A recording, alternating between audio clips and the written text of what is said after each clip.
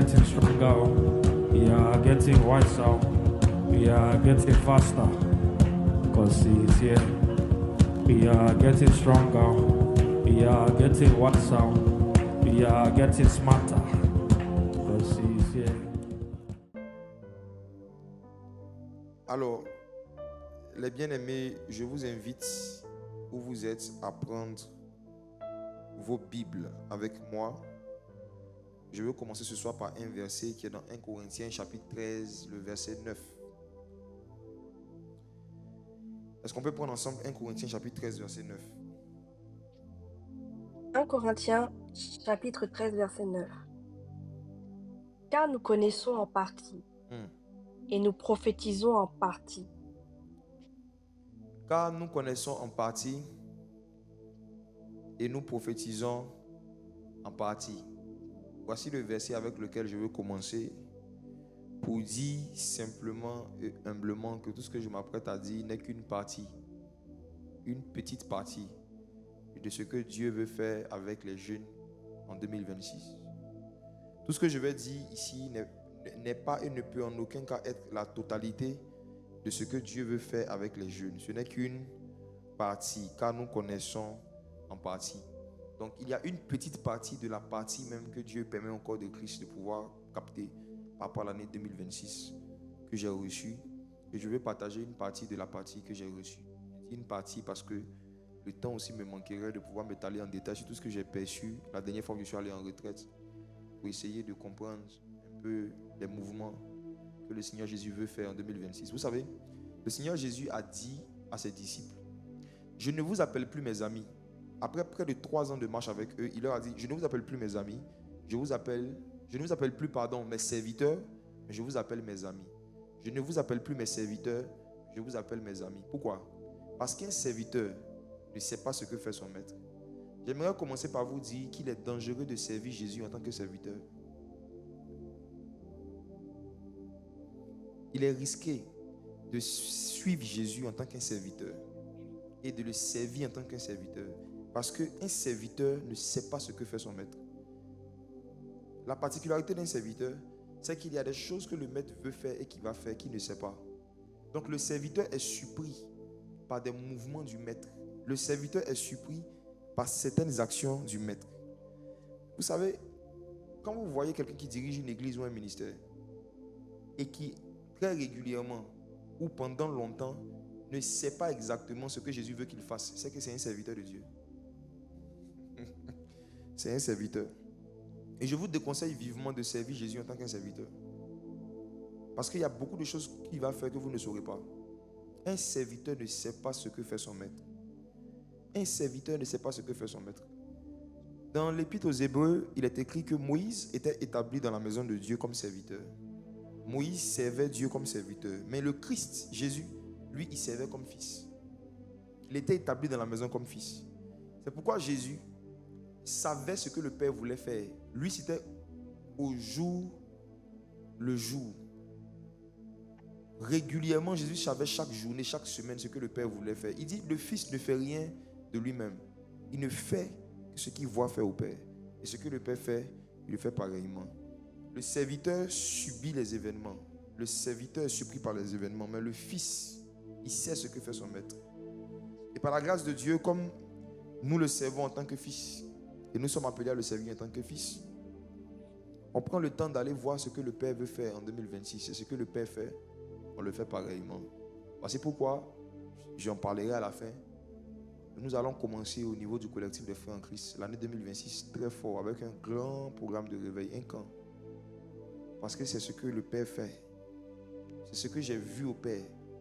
C'est ce que j'ai vu au Père. Si ça n'était qu'à moi seul, franchement, il y a beaucoup de choses desquelles j'allais me passer pour moi-même aussi avoir davantage de temps de relaxation, comme beaucoup d'autres personnes. Mais mon Père agit jusqu'à présent. Moi aussi, j'agis. Donc, ce que je m'apprête à dire par rapport à ce que Dieu veut faire avec les jeunes en 2026, ce n'est qu'une partie de la petite partie que Dieu me fait la grâce d'entrevoir. Ce soir, mon message va s'articuler autour de 2 points en particulier. En 2026, Dieu veut fortifier le niveau intellectuel et le niveau spirituel des jeunes qui marchent avec lui. En 2026, l'un des objectifs principaux que le Saint-Esprit veut atteindre avec les jeunes qui marchent avec lui, c'est d'augmenter le niveau intellectuel et augmenter le niveau spirituel. Fortifier le niveau intellectuel. J'utilise l'expression fortifier. Ça veut dire augmenter la force. Vous savez, fortifier, ce n'est pas grandir. Non, fortifier, ce n'est pas grandir, ce n'est pas se développer. J'en parlerai. Mais fortifier, c'est augmenter le niveau de force. Augmenter le niveau de force intellectuelle. Augmenter le niveau de force spirituelle. Augmenter le niveau de force intellectuelle. Augmenter le niveau de force spirituelle. Quelqu'un pose une question pertinente et intéressante pour moi. Les jeunes là, c'est qui? C'est de quel âge à quel âge? C'est une très bonne question. Dans le monde physique, la jeunesse est rattachée à une tranche d'âge. Dans le monde physique, quand on parle de jeunesse, c'est une tranche d'âge. Mais dans le royaume de Dieu, dans le règne spirituel, il n'en est pas ainsi. Et comme je suis en train de parler des choses de Dieu et des choses spirituelles, quand je dis les jeunes, je ne fais pas allusion à une tranche d'âge, mais je fais allusion à une tranche d'esprit. Dans le royaume des cieux, les jeunes, ce n'est pas une tranche d'âge, c'est une tranche d'esprit. Je prends le cas de Jésus, qui est plus âgé que toi et moi. Mais jusqu'aujourd'hui, on l'appelle le Fils. La Bible dit qu'un jour, le Seigneur Jésus a pris un enfant pendant que ses apôtres se disputaient pour savoir qui est le plus grand. Il a pris un enfant, il l'a mis au milieu d'eux et il leur a dit, les gars, en vérité, je vous le dis, si vous ne vous convertissez pas et que vous ne devenez pas comme ce petit enfant, vous ne rentrerez pas dans le royaume de Dieu. Donc, dans le royaume de Dieu, nous ne sommes pas appelés à devenir vieux. Est-ce que vous savez qu'il n'y a pas de vieux au ciel? Dieu n'est pas vieux, Dieu est ancien.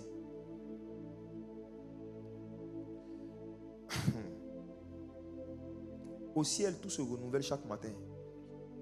Même les compassions de Dieu. Au ciel, la notion de vieillissement n'existe pas dans le monde prophétique. Non. Dieu est ancien, mais Dieu n'est pas vieux. Il n'est pas le vieux des jours. Il est l'ancien des jours. Et vous allez voir, mes frères et sœurs, que Jésus même revient chercher une église, pas seulement sans tache, mais il dit sans tache ni ride. Je reprends. La Bible dit que Jésus, lorsqu'il reviendra nous chercher, et c'est mon message de demain lors de la nuit du 31, Jésus vient enlever une église sans tache, mais aussi sans ride. Ça veut dire une église qui n'a pas vieilli. Donc la jeunesse dans le monde spirituel, ce n'est pas rattaché à un âge, c'est rattaché à un caractère et un comportement, une attitude de cœur. Mes frères et sœurs, Jésus, le Christ, a toujours existé de toute éternité. Mais parlant de lui, Ésaïe dit, un enfant nous est né, un fils nous est donné. L'enfant dont il parle, il existait depuis le commencement de la création. L'enfant dont il parle a été immolé dès la fondation du monde. L'enfant dont il parle était apparu à Abraham. Jésus a dit lorsqu'il avait eu plus de 30 ans que Abraham a vu mon jour et il a salué de loin. Mais pourtant, Ésaïe l'a appelé l'enfant. Quelqu'un que Abraham a vu, Ésaïe l'a appelé l'enfant. Parce que l'enfance, dans le royaume des cieux, ce n'est pas rattaché à l'âge, c'est rattaché au type de cœur et de mentalité qu'on a. Ce n'est pas une tranche d'âge, c'est une tranche de raisonnement et de comportement. Le caractère de Christ, le caractère de l'agneau. Donc, quand je parle des jeunes, tous ceux et celles qui savent à l'intérieur d'eux, qui se voient comme des enfants, qui se voient comme des personnes qui ont beaucoup de choses à connaître et à apprendre de Dieu, sont concernés. On peut rattacher ça, c'est vrai, à la tranche d'âge de ceux et celles qu'on appelle les adolescents jusqu'aux jeunes adultes. Ça peut, il n'y a pas de souci, mais je suis vraiment en train de parler des jeunes. Quand je dis des jeunes, je parle de ceux et celles qui sont sans tache ni ride. Je parle de l'église qui n'a pas de ride. L'église qui n'a pas de ride. Et demain soir, je parlerai des rides. Et de comment est-ce que les rides sont un caractère disqualifiant pour l'enlèvement. Et comment est-ce que Jésus est en train de rajeunir l'église et de rafraîchir l'église. Parce qu'il veut une église sans rides, sans tache ni rides. Allons-y maintenant directement sur le message. Je disais qu'il y a deux choses en particulier que Dieu veut faire en 2026 avec les jeunes. 1. Fortifier, augmenter le niveau intellectuel. 2. Fortifier, augmenter le niveau spirituel. Pourquoi le niveau intellectuel? Dieu veut augmenter, Dieu veut qu'on augmente nos niveaux intellectuels en 2026. Il y a un mouvement du Saint-Esprit qui a commencé dans les nations, mais que Dieu va intensifier davantage en 2026 et en 2027. Mais Dieu ne pourra le faire qu'avec des disciples qui ont acquis un certain niveau intellectuel dans leur secteur d'activité. Je vais expliquer cela. Il y a un mouvement de l'Esprit de Dieu qui ne peut plus composer avec des gens qui sont sous-instruits ou qui sont médiocres dans leur métier ou dans leur domaine d'activité.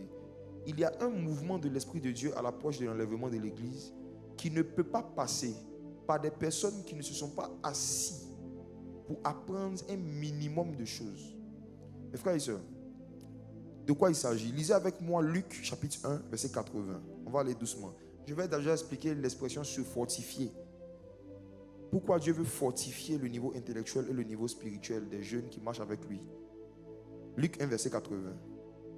Luc chapitre 1, verset 80. Or, l'enfant croissait et se fortifiait en esprit. Et il demeura dans les déserts jusqu'au jour où il se présenta devant Israël. Faites attention à deux mots dans ce verset. Ce soir, on va vraiment aller en eau profonde mais simple, dans la parole. Or, l'enfant, la première chose qu'il faisait quoi? C'était quoi? Il croissait. N'est-ce pas? Il grandissait. Deuxièmement, il se fortifiait en esprit. C'est deux choses différentes. Croître et se fortifier, c'est deux choses différentes.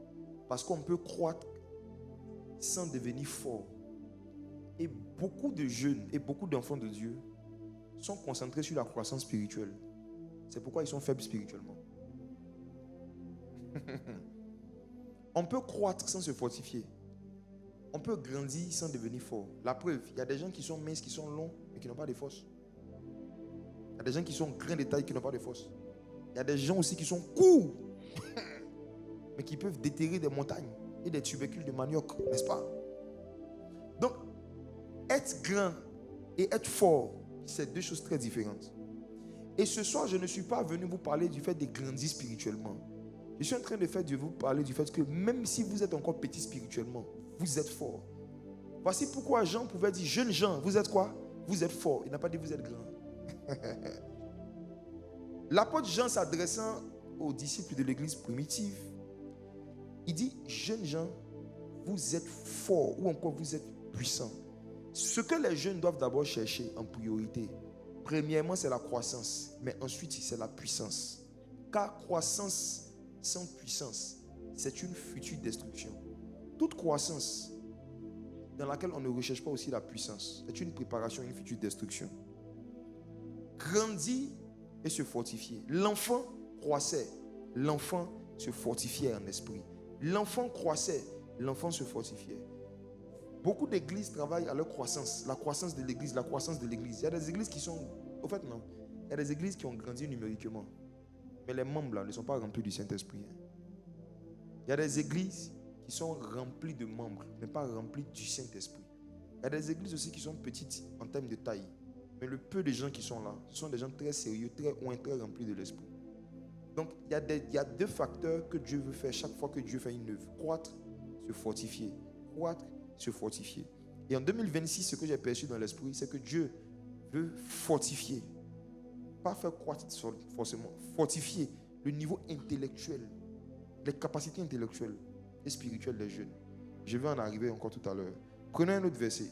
Lisons 2 Timothée chapitre 2, verset 1. 2 Timothée chapitre 2. 2 Timothée chapitre 2, verset 1. Oui. Toi donc, mon enfant, fortifie-toi dans la grâce qui est en Jésus-Christ. Il y a un bruit dans ton téléphone, Anaïs. Il y a un bruit quand tu parles. Relis, s'il te plaît.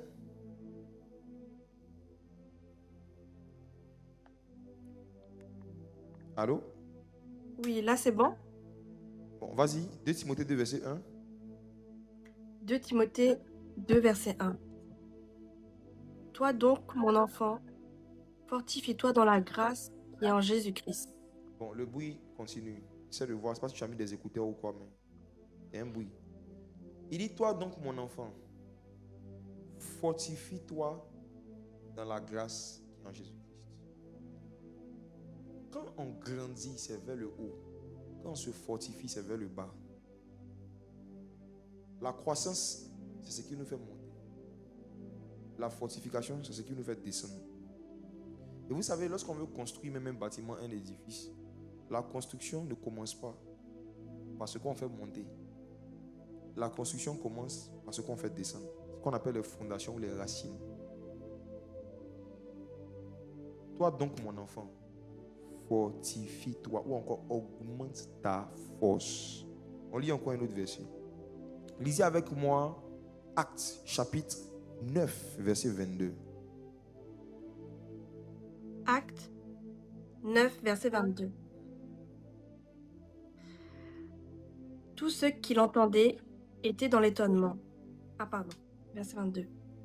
Cependant, Saul se fortifiait de plus en plus, et il confondait les Juifs qui habitaient Damas, démontrant que Jésus est le Christ. Vous vous rappelez de ce fameux Saul de Tarse qui est devenu l'apôtre Paul? Est-ce que vous savez que l'une des expériences qu'il a vécues, dont la Bible parle clairement, c'est le fait qu'il se fortifiait de plus en plus. Et la conséquence du fait qu'il se fortifiait de plus en plus, c'est qu'il confondait les Juifs. Et il démontrait que Jésus était le Christ. Wow. Personne ne peut opérer dans la dimension de démonstration que Jésus est le Christ, la démonstration de puissance, s'il ne s'est pas fortifié à un certain niveau. Il y a beaucoup de jeunes aujourd'hui, là maintenant je parle de jeunes en âge, qui sont trop pressés de vouloir publier des apparentes démonstrations de puissance que Dieu fait avec eux. Beaucoup n'ont même pas encore 5 ans, 6 ans, 7 ans de fortification en esprit. Et ce qu'ils manifestent là, ils pensent que c'est ça. C'est comme ça qu'on démontre que Jésus est le Christ. Mais frère et sœurs, moi je vais vous donner un conseil. Je parle surtout aux plus jeunes, c'est une parenthèse. Renoncez de tout votre cœur au désir d'utiliser ce que Dieu a commencé à faire avec vous. J'ai dit commencer. En termes de manifestation de puissance et de dons spirituels, pour pouvoir vous crédibiliser en public. Je vous donne un conseil. Quand vous commencez le ministère en tant que jeune, publiez plus vos enseignements que vos vidéos où les gens tombent. Ça va vous aider, ça va nous aider, ça va aider tout le monde. Il faut que vous vous fortifiez en esprit davantage avant de vous présenter comme des gens qui démontrent que Jésus est le Christ. Saul se fortifiait de plus en plus. C'est bon, j'ai fermé cette parenthèse. Parlons maintenant de fortifier le niveau intellectuel. Comment est-ce qu'on se fortifie intellectuellement parlant? Comment est-ce qu'on grandit en force intellectuellement parlant? On se fortifie par l'accumulation d'informations. On fortifie son intellect. On fortifie son intelligence par l'accumulation d'informations. Lorsque nous étions à l'école primaire, pour ceux qui ne sont plus à l'école primaire, parce que je sais que de plus en plus il y a des enfants même de l'école primaire qui suivent mes lives et mes enseignements. Lorsque nous étions à l'école primaire, pour ceux qui ne sont plus à l'école primaire, est-ce que vous savez que il y a beaucoup de matières et d'exercices qu'on nous donnait qui ne servaient à rien dans la vie pratique, mais qui avaient pour seul but de nous exercer à mémoriser des informations? Il y a beaucoup d'exercices qu'on fait à l'école primaire qui, pour des objectifs pédagogiques et académiques, sont donnés uniquement dans l'intention de nous fortifier en esprit. Ça veut dire de nous donner la force de retenir un certain nombre d'informations dans différents domaines. Je sais qu'il y a beaucoup ici qui connaissaient la taille du mont Nemba par cœur. Je sais qu'il y en a ici qui connaissaient par cœur la superficie de Kong, la première ville de Kong. Je sais qu'il y en a ici qui connaissaient par cœur le nom de tous les premiers rois de France. Aujourd'hui, vous avez oublié ces choses. Quand vous étiez à l'école primaire, vous excelliez dans ces choses. Il y en a ici qui se croyaient super ouin quand j'étais enfant parce qu'ils connaissaient la taille de la plupart des grandes montagnes d'Afrique. Mais aujourd'hui, tu as oublié toutes ces choses. Pourquoi tu les avais apprises à l'époque? Ça te sert à quoi? Le fait de savoir par exemple que le monde n'aime pas faire 1753 mètres, dans la vie pratique, ça paye quel loyer? Ça aide qui à faire quoi? Ça règle quel problème concret? Ça guérit quelle maladie? Ça aide qui à faire quoi? Depuis que tu sais que ça fait 1753 mètres, tu es allé là-bas, tu es parti là-bas même combien de fois? Est-ce que le fait d'avoir la dimension de la montagne t'a aidé en fait à payer des parachutes en conséquence? Ou bien de porter des chaussures, des talons en conséquence, comme ça au cas où tu vas là-bas, tu sauras monter. En fait, cette information-là n'était pas utile pour la vie courante, mais c'était utile pour fortifier le cerveau. Dans quel sens?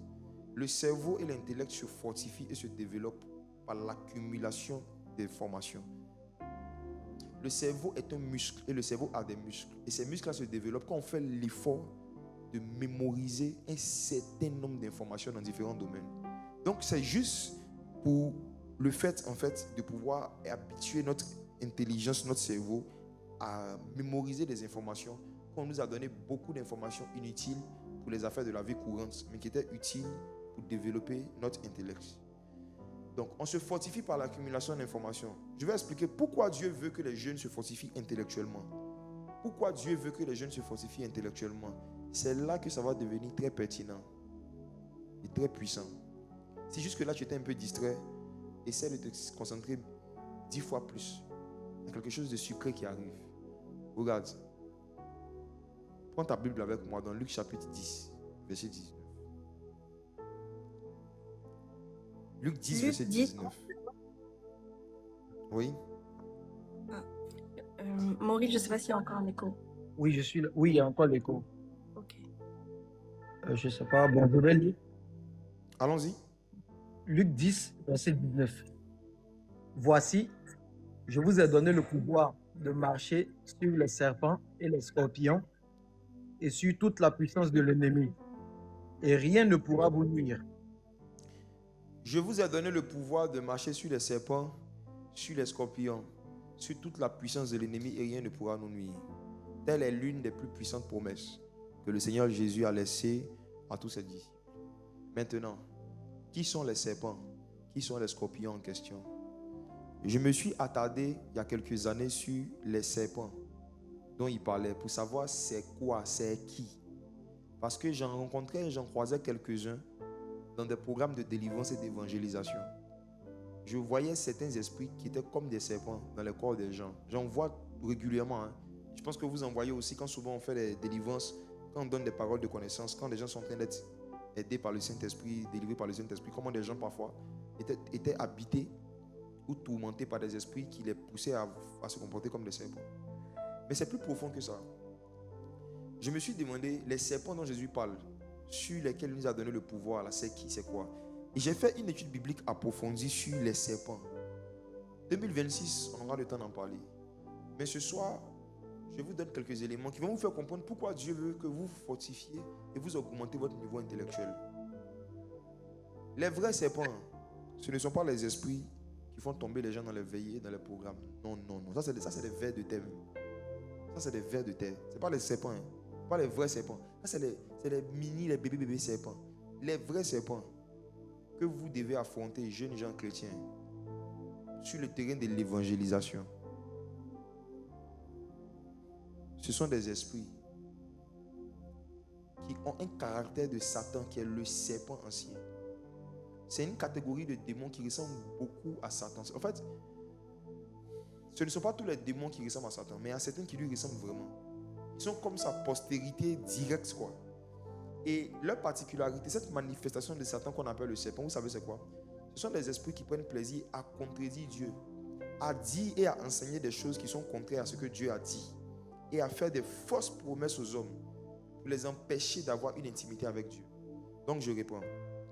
Les serpents, c'est une famille de démons, une catégorie de démons qui donnent des enseignements et des informations qui contredisent Dieu, qui contredisent ce que Dieu dit, qui contredisent la parole de Dieu et qui font des fausses promesses aux hommes. Dans quelle intention? Dans l'intention que ces hommes-là n'aient pas de relation intime, n'aient pas de relation personnelle avec Dieu. Je redonne encore la définition une dernière fois et on va lire un passage, une histoire qui va nous aider à mieux comprendre les serpents. Et on va voir que ces serpents-là, on les affronte plus avec l'intelligence et la réflexion qu'avec les faya, le feu, le feu, le feu. Vous allez comprendre que l'évangélisation des derniers jours, là, pour gagner des milliers de païens à Christ, ce n'est pas basé sur les cris et les invocations de j'invoque le feu, j'invoque le feu. C'est pas ça. J'arrive tout à l'heure. J'ai dit une dernière fois que les serpents, ce sont des démons dont la spécialité est de contredire Dieu, de dire le contraire de ce que Dieu a dit, donner des informations qui sont contraires à la parole de Dieu et qui donnent des fausses promesses aux hommes dans l'intention que les humains, en fait, n'aient pas d'intimité avec le Seigneur. Exemple, le premier serpent dans la Bible, la première attaque de serpent dans la Bible, vous connaissez l'histoire, c'est dans Genèse chapitre 3. Et dans Genèse chapitre 3, qu'est-ce qu'on nous enseigne? Le serpent était l'animal le plus quoi? Rusé, le plus sage, le plus intelligent des gens. Donc la première âme du serpent, ce n'est pas le venin, c'est l'intelligence. Le serpent qui a séduit Ève et Adam, sa plus puissante âme, ce n'est pas un venin d'abord, mais c'est l'intelligence. Il était l'animal le plus intelligent, le plus sage, le plus rusé de tous les champs.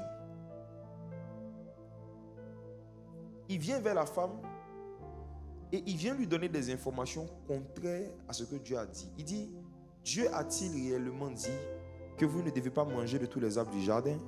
Et à Ève de répondre que non, c'est pas ce que Dieu a dit. Dieu n'a pas dit qu'on ne doit pas manger de tous les arbres. Dieu a juste dit qu'on peut manger de tous les arbres sauf de l'arbre de la connaissance du bien et du mal. Donc il a commencé son discours par contredire Dieu, par dire le contraire de ce que Dieu a dit. Et après il continue encore, il dit non, si vous mangez, il ne vous arrivera rien. Dieu sait que si vous mangez cela, vous allez devenir comme des dieux. En d'autres termes, il est en train de dire à Ève que ce que Dieu a dit est faux. Je te donne des informations qui sont contraires à la parole de Dieu. Je te donne des informations qui sont contraires à ce que Dieu a dit. Fais ce que moi je suis en train de te dire. C'est quand tu vas faire ce que moi je suis en train de te dire qui est contraire à la parole de Dieu, c'est en ce moment-là que tu vas devenir comme Dieu. Donc il fait une fausse promesse. Donc regardez l'approche du serpent. Il contredit la parole. Il contredit la parole de Dieu. Et deuxièmement, il fait une fausse promesse. Il fait une promesse à l'homme où l'homme va devenir plus grand, où l'homme va devenir indépendant du Créateur. L'homme va devenir comme le Créateur, mais sans être obligé de composer avec le Créateur. Vous allez voir où je vais en venir. Cette même technique-là est utilisée jusqu'à aujourd'hui par ceux et celles, une catégorie de païens, une catégorie d'occultistes qu'on appelle les serpents. Qui sont-ils? Les professeurs d'université, d'école et de collège, certains professeurs, certains journalistes, certains politiciens, certains scientifiques qui véhiculent des messages et des philosophies contraires aux enseignements de Jésus. En fait, les serpents, là, ce sont des intellectuels. Ce sont des intellectuels. Ils peuvent être professeurs, maîtres, enseignants, philosophes, politiciens, musiciens, influenceurs. Des personnes qui sont vues comme des modèles et qui sont écoutées par des foules. Mais qui volontairement diffusent en fait des messages et des informations qui sont contre l'évangile, qui contredisent les enseignements de Jésus. Qui volontairement diffusent un style de vie qui est contraire à ce que Jésus enseigne. Quand vous voyez un influenceur qui vit en concubinage, donc qui vit dans la fornication, et qui filme sa vie de concubinage, qui filme son quotidien, ce n'est pas de la télé-réalité, c'est une attaque de serpent. Il est en train de dire à des milliers de gens qui le suivent, vous n'avez pas besoin d'être marié forcément pour habiter avec quelqu'un. Vous n'avez pas forcément besoin d'épouser quelqu'un pour commencer à vivre avec la personne. Jésus dit de ne pas vivre, avoir ce genre de vie avec quelqu'un qu'on ne marie pas. L'homme quittera d'abord son père et sa mère avant de s'attacher à sa femme. Mais quand l'influenceur qui n'a pas quitté son père et sa mère, ça veut dire qu'il n'a pas fait une cérémonie de mariage en bonne et due forme, vit avec quelqu'un en concubinage, tout le monde sait qu'ils ne sont pas mariés, mais ils filment leur vie de couple, ils postent leur vie de couple, ils sont en train d'être utilisés consciemment ou inconsciemment par le serpent, parce qu'ils sont en train de donner un modèle antichrist. Ils sont en train de faire passer en public un message antichrist, qui sont contre les valeurs, contre les principes en fait que Christ enseigne. Donc les serpents, c'est tous les hommes, toutes les femmes qui disent ou qu'ils font, en public et devant des foules. Parce que c'est ça la particularité du serpent, c'est la foule. Devant des foules, devant des multitudes. Des choses en fait qui sont contraires aux enseignements de Jésus pour pousser les hommes à désobéir à Dieu et à perdre leur intimité avec Dieu. Les serpents. Et parmi ces serpents-là, il y a les serpents intellectuels. des philosophes, des scientifiques, et je vais en parler tout à l'heure. Regardez Colossiens 2, verset 8. Je vous ai donné le pouvoir de marcher sur les serpents. On marche sur les serpents physiques avec les pieds. Mais les serpents intellectuels dont je parle, on marche sur eux avec la connaissance. On les domine avec le savoir. Allons ensemble dans Colossiens 2, verset 8. Colossiens 2, verset 8. Prenez garde que personne ne fasse de vous sa proie par la philosophie et par une vaine tromperie, s'appuyant sur la tradition des hommes, sur les réduiments du monde et non sur Christ. Le Seigneur dit, prenez garde que personne ne fasse de vous sa proie. Regardez le mot qui était utilisé, c'est très fort. Hein? Personne ne fasse de vous sa quoi? Sa proie. Sa proie. Quand on dit proie, on fait allusion à l'attaque d'un animal sauvage. On parle de proie lorsqu'il y a une chasse d'un animal sauvage qui est plus fort vers un autre animal qui est moins fort. Mais l'animal qui fait de l'autre sa proie se nourrit de la mort de l'autre animal. Il dit, prenez garde que personne ne vous regarde comme des animaux qu'il doit tuer pour exister. Prenez garde que personne ne vous traite comme si vous êtes du bétail qu'on doit faire mourir pour pouvoir vivre. Prenez garde que personne ne fasse de vous sa nourriture. Personne ne fasse de vous sa proie. Maintenant, il dit, comment est-ce que les gens vont faire de vous leur proie? Premier élément qui cite, la philosophie. La philosophie est en train de rentrer dans les églises évangéliques. La philosophie. Si il dit, prenez garde que personne ne fasse de vous sa proie par la philosophie, ça veut dire que la philosophie, ce n'est pas une âme du Saint-Esprit. C'est une âme du serpent. C'est une âme des animaux sauvages, des bêtes sauvages. Ce n'est pas une âme de Dieu. La philosophie. La philosophie, c'est quoi dans ce contexte? C'est l'ensemble des raisonnements humains, des discours humains qui veut expliquer certains faits de la société, mais ça contredit la parole de Dieu, quoi. C'est l'ensemble des raisonnements et des arguments des sages de ce monde qui sont en contradiction avec l'évangile. Il y a une jeune sœur que j'avais reçue il y a quelques mois qui me disait comme ça qu'elle n'est pas mariée, mais elle a découvert qu'elle a des fibromes. Elle allait consulter un médecin et le médecin lui a dit que vraiment, si elle ne veut plus avoir les fibromes, il faut qu'elle fasse un enfant. Et qu'elle n'a qu'à faire son enfant vite. Vite. Elle n'a ni gars, ni cheminant, ni fiancé, ni mari. Mais un scientifique et un médecin lui dit que si elle ne fait pas d'enfant vite, avant tel âge, la maladie va la tuer. Donc pour éviter de mourir, elle doit chercher à se faire enceinte le plus tôt possible. Et elle lui a dit non, qu'elle n'est pas mariée, elle ne peut pas faire ça. Il dit, qu'est-ce qui se passe? Je n'ai pas le péché d'ami. Elle dit non, il dit, mais je suis là. Serpents, il y a différentes couleurs. Hein. C'est pour ça que j'ai dit, les serpents sont partout. Il y a des professeurs, il y a des médecins, il y a des philosophes. En fait, la philosophie, c'est quoi? On te met quelque chose dans la tête. On te donne des arguments, on te donne des informations qui t'effraient, qui te troublent et qui te perturbent et qui te disposent à désobéir et à transgresser les principes du royaume de Dieu. Si on te dit, si tu ne fais pas l'enfant avant 30 ans, ton ventre va se gonfler, tu vas mourir, tu auras les fibromes. Tu vois, c'est une philosophie. C'est une philosophie. C'est une philosophie. C'est une philosophie. C'est une philosophie. C'est une philosophie pourquoi? C'est un mensonge pourquoi? C'est un mensonge parce que aucun scientifique ne connaît les origines du fibrome. Aucun scientifique ne connaît les origines du fibrome. Et plusieurs femmes, pendant leur grossesse et après leur grossesse, ont eu encore des fibromes. Des femmes qui sont tombées enceintes, elles ont eu des enfants après les fibromes sont venus. Donc la grossesse n'est pas un médicament contre le fibrome. Mais tu vois cette philosophie-là, je connais des femmes à qui on a mis la même pression, qui sont tombées dedans, qui ont accepté ça.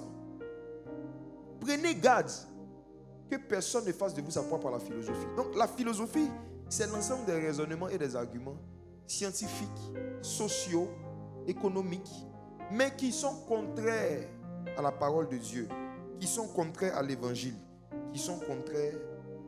Et imaginez-vous, il y en a combien? Ça, j'ai donné un seul exemple. Hein. Imaginez-vous, il y en a combien?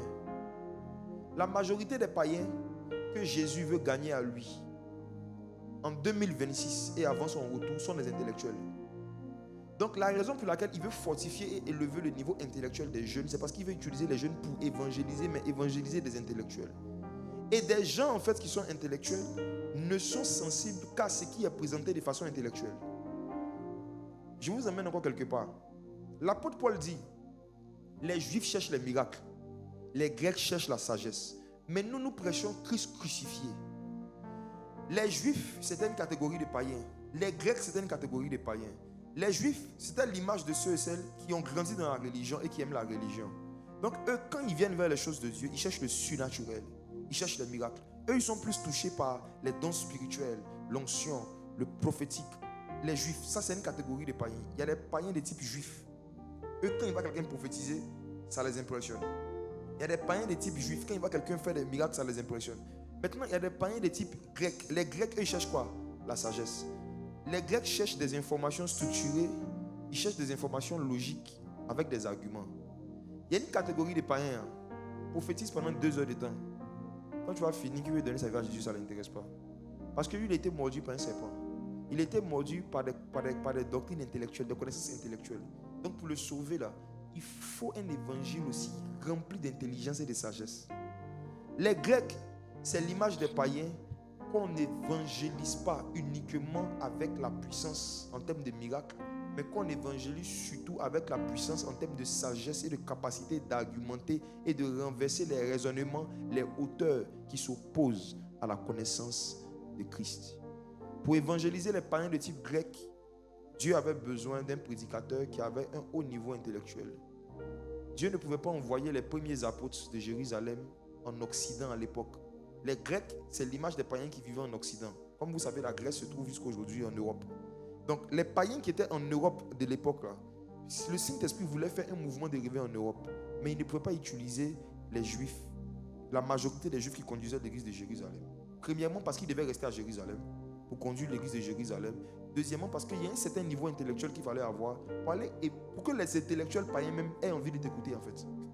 C'est-à-dire que dans beaucoup de secteurs d'activité aujourd'hui, il y a des païens qui ne vont même pas vouloir vous écouter leur parler de Jésus, qui ne vont même pas vouloir vous accorder de l'attention pour échanger sur les choses de Dieu, s'ils ne voient pas en vous un niveau intellectuel qui dépasse la moyenne, s'ils ne voient pas en vous des gens qui sont instruits, s'ils ne voient pas en vous des gens qui sont cultivés.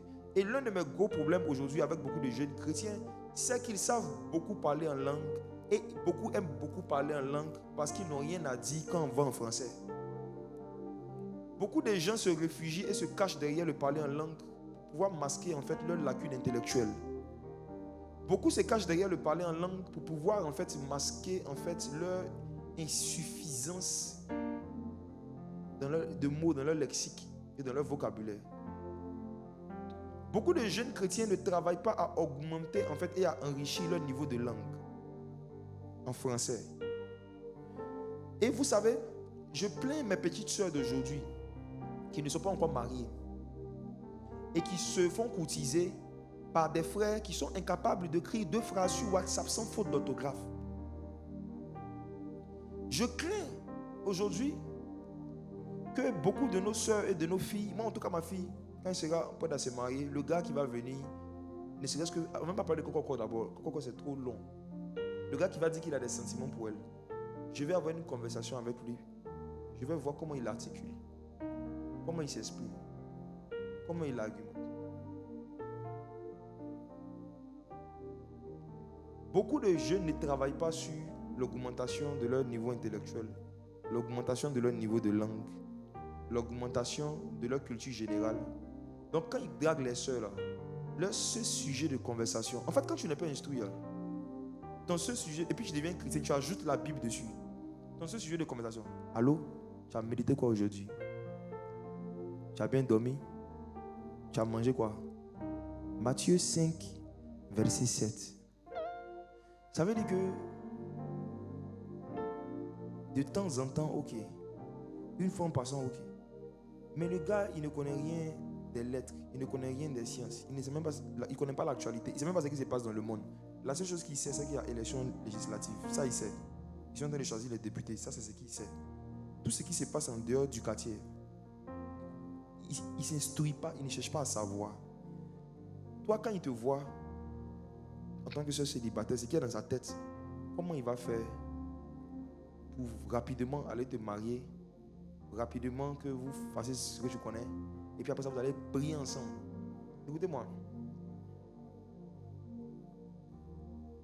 C'est une torture morale et émotionnelle pour une femme de devoir passer beaucoup de temps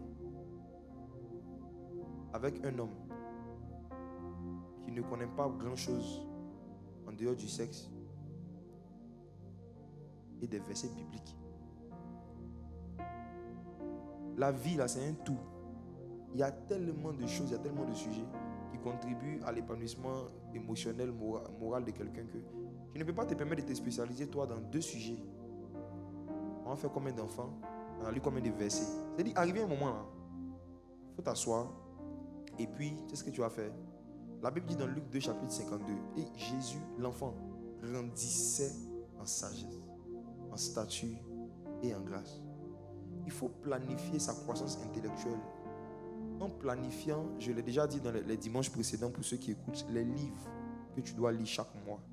Et quand tu lis un livre, il faut que ce soit aussi dans l'intention de découvrir des mots que tu ne connaissais pas et que tu pourras utiliser de temps en temps dans ton lexique pour qu'on sente que ça vient.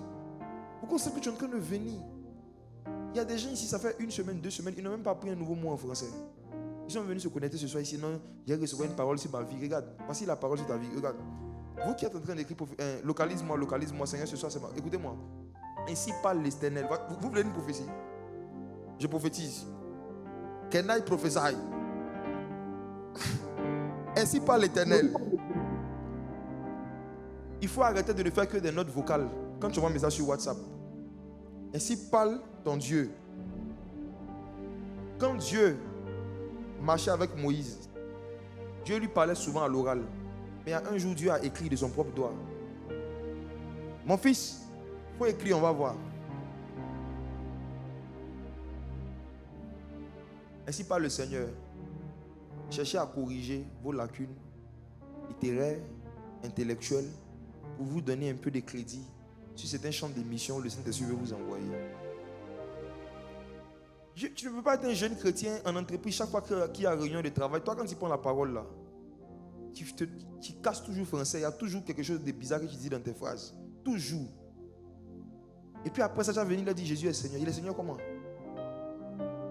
Les païens de type intellectuel se ferment hermétiquement à toute personne qui fait profession de foi, qui joue au spirituel, mais qui néglige en fait sa croissance intellectuelle. En fait, c'est désagréable pour eux de pouvoir écouter pendant longtemps quelqu'un qui n'est pas cohérent, qui n'argumente pas et qui ne structure pas ses propos. C'est désagréable pour eux. Donc, l'une des choses que le Saint-Esprit veut faire avec les jeunes chrétiens en 2026, c'est de les inciter à chercher à augmenter volontairement leur niveau intellectuel pour qu'ils soient crédibles et qu'ils soient écoutés par les païens qui ont été mordus par les serpents, par les païens qui ont des raisonnements que ce n'est pas la prière et les cris qui vont enlever. Il faut d'autres arguments pour enlever des arguments de leur tête. Il y a des gens qui ont été envoûtés par des arguments de certains scientifiques. Ils ont été envoûtés par des arguments de certains professeurs.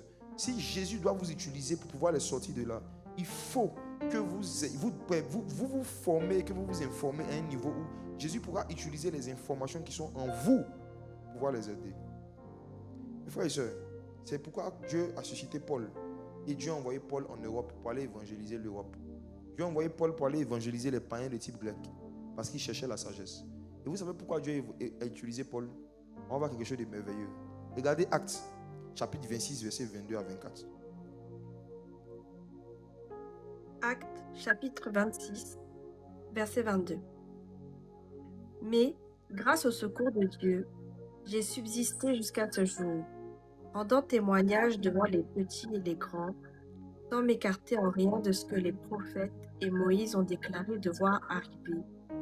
Savoir que le Christ souffrirait et que, ressuscité le premier d'entre les morts, il annoncerait la lumière au peuple et aux nations. Verset 24. Verset 24, laisse-moi lire le verset 24. On dit, comme il parlait ainsi pour ta justification, Festus dit à haute voix, tu es fou, Oh Paul, ton grand savoir te fait déraisonner. Wow. C'est l'un de mes versets préférés du livre des Actes. Tu es fou, oh Paul. Pourquoi? Ton grand savoir te fait déraisonner. Qu'est-ce que ça veut dire? Mes frères, regardez le miel. Paul était un jeune homme qui s'était instruit. Il était né d'une famille d'Hébreux. Donc il était né en Israël. Mais quand il a grandi, Paul a commencé à chercher l'éducation, l'instruction. Il a cherché à se fortifier au niveau intellectuel. Au point où, d'hébreu qu'il était, donc il parlait l'hébreu. Les Hébreux, arrivaient à un moment de leur histoire dans la colonisation, commençaient à parler aussi araméen. Donc c'est pourquoi, comme vous le savez dans les évangiles, Jésus parlait parfois en araméen. Donc il parlait hébreu, il parlait araméen. Même Paul aussi, comme vous le savez, a écrit la majorité des lettres du Nouveau Testament, qui étaient écrites en quelle langue à l'époque? En grec. Donc Paul comprenait hébreu, il comprenait araméen, il comprenait aussi le grec. Mais ce n'est pas encore fini. Paul a été un moment citoyen romain. Or, pendant une bonne partie de l'histoire, les Romains parlaient latin. Donc Paul parlait aussi le latin. Paul parlait hébreu, il parlait araméen, il comprenait le latin, il écrivait en grec. Paul avait une réputation au milieu des païens, c'est qu'il avait un grand savoir, comme c'est écrit ici. Le roi qui est en train de lui parler ici est un roi païen. C'est un roi païen. Paul devait évangéliser ce roi païen. Et il dit que Dieu lui a donné comme promesse qu'il doit prêcher l'évangile devant les petits et les grands. Devant les petits et les grands. Et les grands dont il ne parle pas de l'âge. Il parle de la position sociale. Les grands, ce sont les boss, comme on dit chez nous aujourd'hui. Ce sont des cadres. Les grands, ce sont des gens en fait qui ont des positions, des postes de décision, qui ont des postes d'influence. Pour que le Saint-Esprit puisse emmener Paul à évangéliser ce genre de personnes, il fallait qu'il trouve en lui certaines qualités intellectuelles. Et c'est parce que justement ces gens-là avaient comme réputation, avaient l'image de Paul comme étant quelqu'un qui a un grand savoir, qu'ils ont accepté même d'écouter son évangile. En fait, on a accepté de l'écouter parce qu'il était cultivé. C'est ce qu'il voulait dire. Si tu n'as rien compris de tout ce qui est expliqué, si de tout ce que j'ai dit, tu n'as rien compris, comprends ça. Paul, on a voulu l'écouter parce qu'on le connaissait déjà dans la société comme quelqu'un de cultivé. C'est tout. Il y a des livres et il y a des manuscrits, ça c'est un peu de culture, qui disent que Paul était l'un des plus grands intellectuels de l'époque, au point où, comme vous le savez, à l'époque, en fait, les lettres étaient écrites sur des parchemins. Il n'y avait pas de gomme. Donc si tu faisais une faute là, tu ne pouvais pas rectifier. C'était très difficile à rectifier.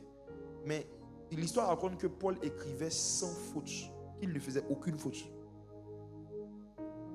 Il avait cette réputation d'être quelqu'un qui, à l'époque, qui ne faisait aucune faute quand il écrivait. C'est-à-dire dicter là. Il était fort dans dicter à l'école. Ça, c'était Paul. Aujourd'hui, WhatsApp nous aide beaucoup. Quand tu commences à écrire, ça dit c'est pas comme ça, il faut mettre accent, il dit ah merci. Paul, à l'époque, il prenait sa propre main, il écrivait, il ne faisait pas de faute. Et vous savez, il avait la réputation d'avoir un grand savoir. Donc le roi le regarde, puis regardez l'injure. Il dit oh Paul, tu es fou. Pourquoi? Parce que tu es tout instruit.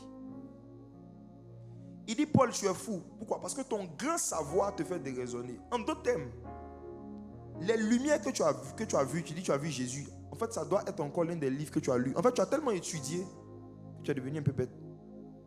Regardez le type d'injure qu'on donne à un prédicateur. C'est-à-dire qu'on ne croit pas en son évangile. Mais malgré qu'on ne croit pas en son évangile, qu'on se fout de son évangile, on se dit encore que son évangile est encore le fruit de son grand savoir. Donc, on ne croyait pas en son Dieu, mais on croyait en son savoir. On savait que c'était quelqu'un qui savait, qui s'était instruit. Mes frères et sœurs, on est combien de jeunes chrétiens, chacun dans son secteur d'activité, dont nos collègues, nos contemporains, nos promotionnaires peuvent nous dire ton grand savoir te fait déraisonner. Si je n'étais dans Israël, dis demande à ton voisin, tu as un grand savoir dans quel domaine? Est-ce que ton savoir est grand? Je dis que même si tu es allé à l'école, même si tu as eu un diplôme là, est-ce que dans le domaine où tu as eu le diplôme, ton savoir est grand? Ce que tu sais, est-ce que c'est grand? Ce que Dieu veut faire avec les jeunes en 2026, c'est de les faire passer du stade du savoir au grand savoir. Dieu cherche une armée de jeunes qui veulent avoir un grand savoir intellectuel. Parce que c'est ça qui sera utile pour marcher sur les serpents, pour dominer certains arguments inspirés des démons. Vous savez, quand vous méditez la Bible, tout ce que vous comprenez de la Bible, vous le comprenez en esprit. Parce que la Bible est spirituelle. Donc quand tu lis un verset là, c'est comme les remarques, les compréhensions, là, ça y est dans votre esprit. Maintenant, c'est ton niveau de langue et la richesse de ton lexique et de ton vocabulaire qui va déterminer ta capacité à bien traduire en français, à bien transmettre en français ce que ton esprit a compris. À qui c'est déjà arrivé de méditer quelque chose, d'avoir compris, mais tu ne peux pas expliquer à quelqu'un? Est-ce que vous avez déjà vécu ça? Si tu as déjà vécu, dis-moi un peu dans les commentaires. Est-ce que ça t'est déjà arrivé de méditer quelque chose, de comprendre même quelque chose dans la Bible, mais tu n'arrives pas à expliquer à quelqu'un? Ça t'est déjà arrivé?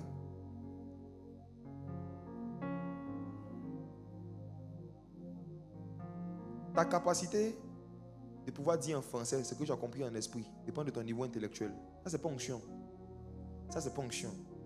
Il y en a même, il y a des chrétiens, tu leur demandes indication. Oh, tu viens dans un endroit, tu dis s'il vous plaît, est-ce qu'il y a une pharmacie ici? Oui, il y a une pharmacie, c'est où? Tu vois, vers chose que truc là. Tu vois, vers, oh, comment je vais dire ça? Oh,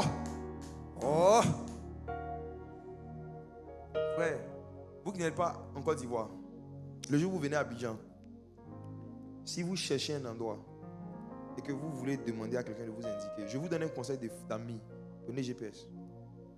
Prenez Google Maps. Tapez le nom sur Google Maps, marché. La majorité des jeunes que vous allez rencontrer dans la rue, si vous leur demandez de vous indiquer des endroits, en fait, il connaît l'endroit. Il sait c'est où. Maintenant, les mots qu'il va utiliser pour te dire, va tout droit. À la 3e intersection, tu vas sur ta droite. Après, tu vas voir un sentier. Tout ce que je suis en train de dire là, il va comment? Tu marches. Tu vas voir une boutique. Avec un moment, tu vas voir un coin. C'est comme ça, ça parle ici. Hein. Tu vas voir un coin. Hein. Voilà. Tu tournes quelque part, c'est vers là-bas. Je suis tombé combien de fois sur ce genre de personnes. Il dit, excuse-moi, je marche là, je m'arrête où précisément? Il dit, non, va seulement, un moment tu vas voir la boutique. Il dit, mais la boutique est située où? Il commence à s'énerver. Quand tu connais pas la boutique, c'est bon. Vous savez, de la même façon que quelqu'un qui est pauvre en mots, dont le vocabulaire et le lexique est pauvre, ne peut pas expliquer de façon très claire, indiquer de façon très claire un endroit.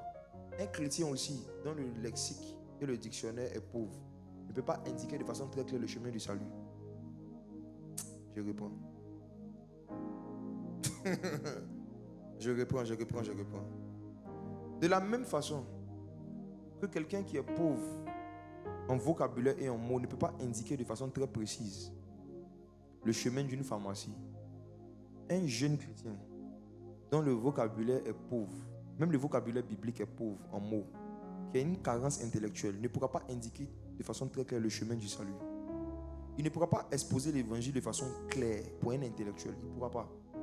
L'une des choses que Dieu veut faire avec les jeunes en 2026, c'est d'augmenter et de fortifier le niveau intellectuel pour que notre évangile devienne plus clair. Il y a beaucoup de vos collègues qui vous regardent, ils ne comprennent pas ce que vous dites. Hein.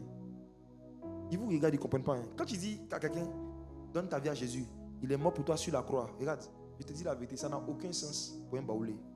Va dans un village baoulé et puis tu leur dis, quand on traduit en langue baoulé, allez évangéliser dans les villages et puis allez leur dire là-bas, Jésus-Christ est mort sur la croix. La croix même c'est quoi?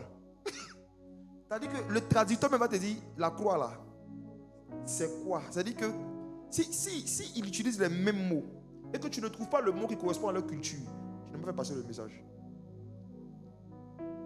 Quand tu viens, tu dis, tu vas dans un village, personne ne sait lire et écrire, et puis tu dis, Jésus-Christ a été enseveli. Et dit, quand tu t'en vas au village, Jésus est enseveli. Toi-même qui es en ville là, enseveli là, tu es sûr que tu sais c'est quoi? Être instruit, ce n'est pas connaître le gros mots. Être instruit, c'est être capable de choisir les mots qui correspondent au niveau de compréhension de la cible qu'on veut toucher. Être instruit, là, ce n'est pas prendre des mots compliqués que personne ne sait à part nous-mêmes. Être instruit, c'est être capable, bien au contraire, de pouvoir faire passer des informations en utilisant les mots et le niveau de langue adapté et approprié au niveau de compréhension des personnes à qui on est en train de s'adresser. Donc mes frères et sœurs, beaucoup de vous, jeunes chrétiens, le Saint-Esprit ne peut pas vous utiliser pour faire passer certains messages prophétiques parce que votre niveau intellectuel est trop faible. Vous avez une forte onction prophétique, un faible niveau intellectuel. Quand quelqu'un même qui a une forte onction prophétique ne comprends pas bien français, ça te déconcentre. Non, on n'a qu'à se parler. Attends, on va se parler. Moi, il a dit un truc. J'ai dit, quand quelqu'un qui a un fort niveau prophétique, lui-même, il ne comprend pas bien français, il fait passer Dieu pour quelqu'un qui n'est pas un. Comment celui qui est la parole, fait chair, va vouloir dire à quelqu'un, je suis l'Éternel, ton Dieu. Je marcherai toujours près de toi. Comment le Dieu qui a créé la parole veut passer un message comme ça? Et puis, ce Dieu-là va dire à la personne, je suis l'Éternel, ton Dieu. Ton Dieu. Ton Dieu. Je me marcherai toujours vers tes voies. J'ai dit, il y a des fois les gens prophétisent. Et puis ce qui est grave, c'est quand ils parlent à la première personne du singulier. C'était mieux de dire, voici ce que dit le Seigneur. Et puis maintenant, tout ce que tu vas dire, on va savoir que c'est toi-même tes mots que tu es en train de prendre pour parler. Mais quand tu fais tes yeux blancs, ceux qui aiment prophétiser en mode combien, là, ils vont faire, ainsi par l'Éternel, Jean, Dieu est rentré dans leur corps. Dieu est rentré dans leur corps. Et puis ce n'est plus eux qui parlent. Maintenant, Dieu est en train de parler. Mais mes enfants, j'ai là. J'ai déjà vu ça. J'ai déjà été quelque part où une jeune fille est en train de manifester une forme d'onction prophétique. Et puis, mes enfants, moi l'Éternel, j'ai là. Regarde, les prophéties truffées de faute d'expression, ça déconcentre les païens intellectuels. Ça déconcentre et ça décrédibilise. On dit votre Dieu, là, il combat français et puis il veut nous sauver. Attends. Est-ce que vous savez que parler de la part de Dieu, c'est une grande responsabilité? Parler de la part de Dieu, ce n'est pas seulement transmettre un message, c'est parler comme Dieu aurait parlé s'il était physiquement présent. Oh. Parler de la part de Jésus, ce n'est pas seulement dire ce que Jésus pense, mais c'est dire la chose comme Jésus l'aurait dit s'il était physiquement présent. Et mes frères et sœurs, Jésus est la parole de Dieu. Il n'y a personne de plus éloquent que lui. Il n'y a personne de plus cohérent que lui. Voici pourquoi nous qui le représentons et qui parlons de sa part, on doit se forcer à pouvoir grandir et atteindre un niveau d'éloquence, de cohérence, de consistance et de pertinence que le Messie avait et que le Messie a. Dieu en 2026 veut que les jeunes chrétiens augmentent leur niveau intellectuel pour que lorsqu'ils parlent des choses de Dieu, de la part de Dieu, on puisse dire d'où lui vient cette sagesse. Lui qui n'a point étudié, d'où lui vient cette sagesse. Son grand savoir le fait déraisonner. On doit avoir l'impression que ce que tu es en train d'expliquer, ta façon d'expliquer les choses, je parle quand tu es devant des intellectuels païens, c'est un grand savoir. La majorité des réveils qui sont venus en Europe, surtout le réveil protestant, ne sont pas venus par les dons spirituels. Celui qu'on appelle Martin Luther, qui avait écrit ses 95 thèses, il avait traduit des versets de la Bible qu'il a placardés devant une cathédrale que les gens ont lu. Et quand les gens ont lu, les gens ont commencé à protester contre des pratiques du catholicisme de l'époque qui étaient contre la parole de Dieu. Mais il n'y a eu aucune prophétie, il n'y a eu aucun paralytique qui a marché. C'est parce que les païens qui sont en Occident ont toujours été plus sensibles aux informations qu'aux sensations. C'est les informations qui les poussent à changer. Il faut leur donner des informations structurées.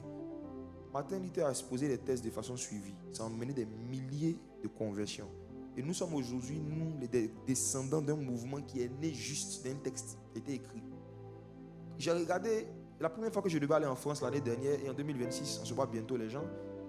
L'année dernière, quand je devais aller la première fois, ma première veillée sur Paris, j'ai pris le temps de m'instruire sur les grands mouvements de réveil qu'il y a eu en Europe. Et l'une des choses que j'ai remarqué, après Martin Luther bien sûr, que ce soit avec les Zwingli et d'autres qui sont venus, avec les Jérôme, tout ça, c'est venu toujours juste par des informations. Ces gens n'avaient pas des dons de parole, de connaissance avec précision. Ces gens ne faisaient pas des grands miracles. Mais ils avaient de grands raisonnements et de grands arguments cohérents et structurés.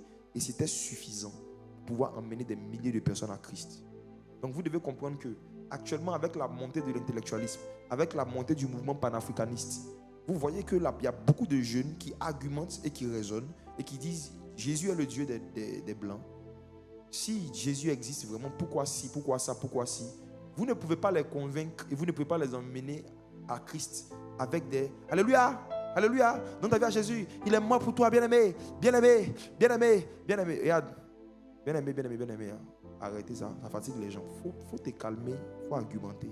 C'est parce que parfois les gens n'ont pas d'argument, qui répètent les mêmes mots. Et puis ils crient si les gens qui les nerfs sautent. C'est parce qu'il y a. En fait, non.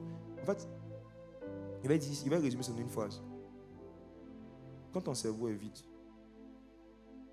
tu vas vouloir remplir le temps avec des répétitions de mots et des cris inutiles. Quand tu ne remplis pas ton cerveau, tu vas vouloir remplir le vide que tu crées dans ta façon d'aborder l'évangile avec la répétition des mots et surtout des menaces. Quand un moment tu seras à court d'arguments, c'est toi qui vas te mettre en colère. Le païen sera en train de te poser des questions pertinentes. Et puis c'est toi qui vas te mettre en colère. Je prends un exemple. J'ai vu un article sur Internet il y a quelques jours où il y a quelqu'un, un païen qui a dit, la Bible dit que quand Jésus est ressuscité, il a donné le passage dans 1 Corinthiens 15 qui dit que Jésus est apparu aux 12. C'est écrit comme ça. Il dit, mais pourtant Judas était mort. Donc il n'était plus 12. Donc il dit, votre livre c'est faux. Il a pris 2 versets cohérents, il a collé. Il dit 1 Corinthiens 15. On dit Jésus après sa résurrection est apparu aux 12. Or quand Jésus était apparu aux apôtres, Matthias n'était pas encore choisi. Pertinent. Mais pourquoi Paul dit il est apparu aux 12? Donc il dit il y a une erreur. Judas est mort avant, donc ils étaient 11. Puis il a pris là.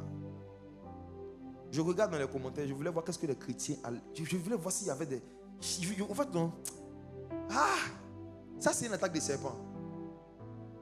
Jésus dit, il nous a donné le pouvoir de marcher sur les serpents. Il veut voir s'il y avait des chrétiens qui allaient bien marcher sur ce serpent. Bon, la majorité des commentaires, c'était vous n'avez pas dit, vous avez blasphémé.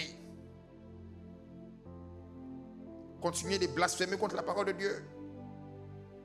À quel moment il a blasphémé? Il a posé une question. Il a relevé une apparente incohérence. Il a relevé une apparente contradiction.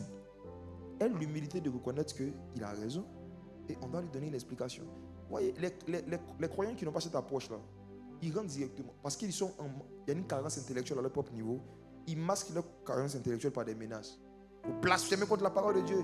Et la Bible là, on a écrit, si tu veux, faut croire. Si tu veux, faut pas croire. Nous, on avance. Regarde, tu vois. Malheureusement, c'était des réactions comme ça. Et ça me confortait dans ce que j'avais reçu. Dieu veut augmenter le niveau intellectuel. Franchement. Donc, jeunes gens, mes frères et sœurs, cette année, appliquez-vous à vous instruire plus.